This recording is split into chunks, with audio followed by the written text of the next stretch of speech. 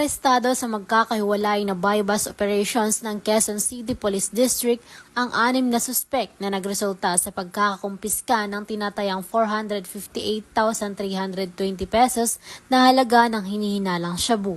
Sa barangay Matandang Balara, naaresto si alias Espiridion, 57 anyos, kung saan nasamsam sa kanya ang 28.4 gramo ng shabu na nagkakahalaga ng 193,120 pesos. Sa Novaliches naman ay nahuli sina alias John Delmar at alias Raymark matapos makuhanan ng 24 na gramo ng shabu na nagkakahalaga ng 163,200 pesos, kasunod ng tip mula sa isang concerned citizen. Samantala, 3 suspek din ang nadakip ng payatas na pinangalanang sina alias Mark Anthony, alias William at alias Kirt matapos makuhanan ng 15 gramo ng shabu na tinatayang 102,000 pesos ang halaga. Sasampahan ng kasong paglabag sa Republic Act 9165 o mas kilala bilang Comprehensive Dangerous Drugs Act of 2002 ang mga nahuling suspek.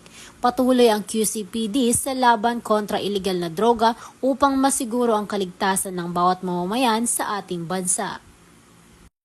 Mula dito sa Arpicado NCR, ako po ang iyong PNN correspondent. Patroluman mi kami bahiwag, alagad ng batas, tagataguyod ng balitang pulis.